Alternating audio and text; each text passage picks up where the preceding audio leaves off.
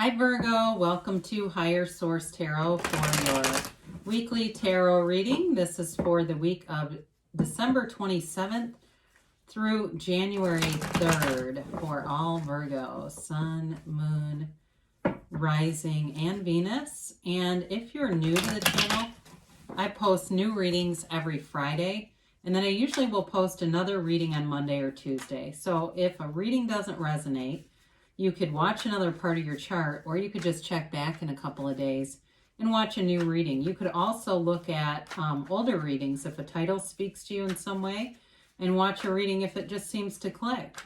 I did post 2021 tarot predictions, so that's been, I don't know, maybe a week or so ago. If you are interested in that, those are up. And if you haven't subscribed yet, I'd love to invite you to join us and subscribe.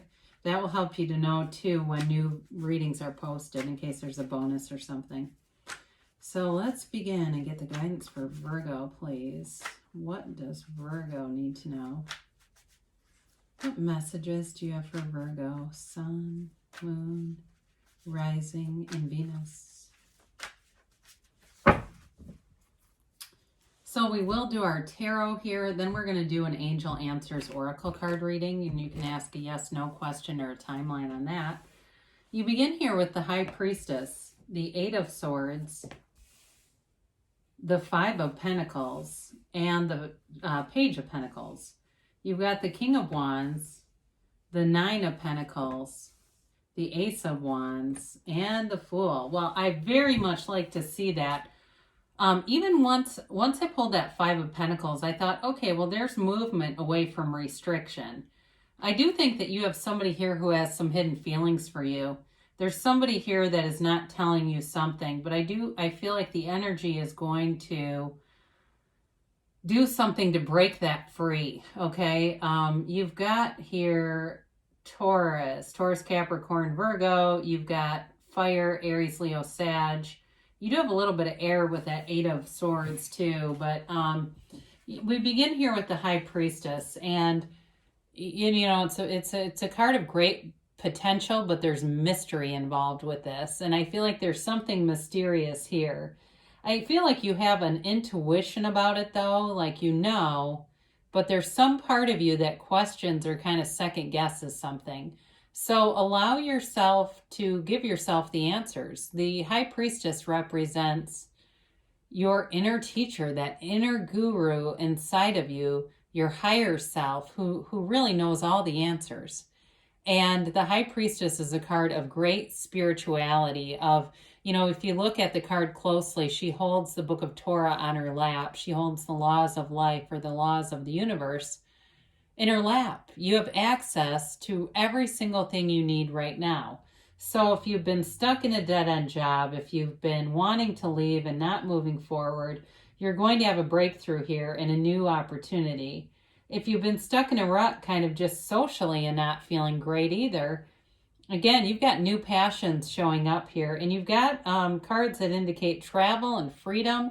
So it's really a wonderful energy. The High Priestess, too, is about lifting your own vibration. So for some of you, if that's meditation or yoga practice, or even just eating really clean, whole foods, you know, if you feel like I'm going to go organic for a while, I feel like I just need to kind of cleanse myself, purify myself, get down to basics in a way. And it will allow you to, you know, for some of you to raise your own vibration. So you're on a higher frequency and attracting things through that law of attraction that you really want. Now, the Eight of Swords here is a card of a self-imposed prison. It's a little bit too much thinking.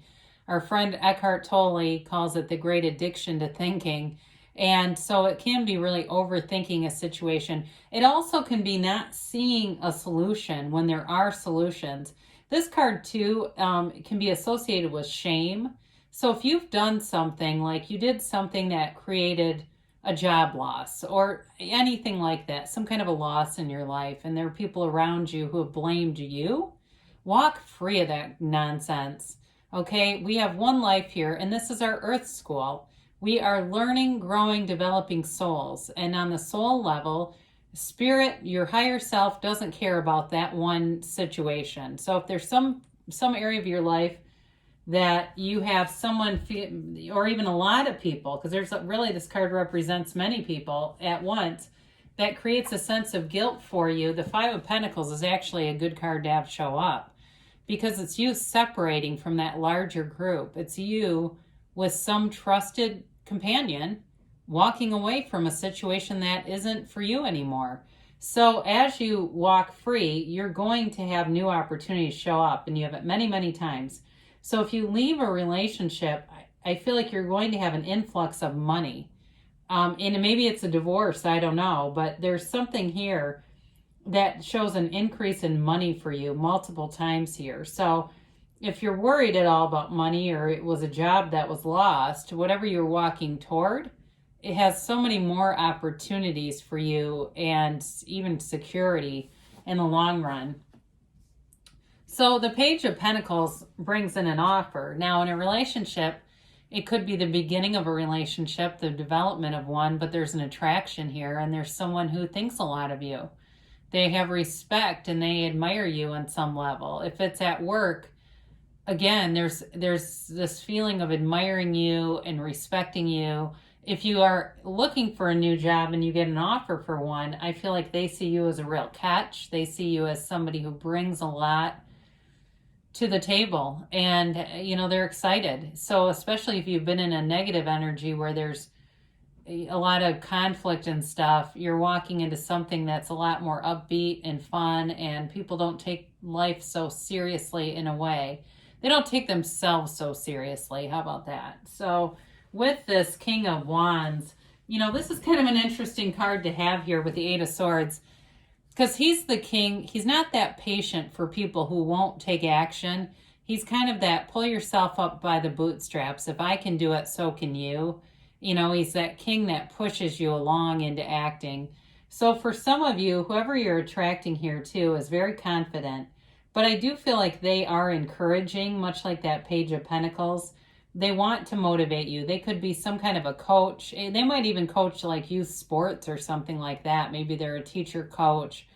I do see a swimming pool for some reason. I'm not quite sure why that's here. But anyway, they are somebody who believes in moving forward. They don't sit still very often. They've always got, they're fun to be around, and they're not stagnant.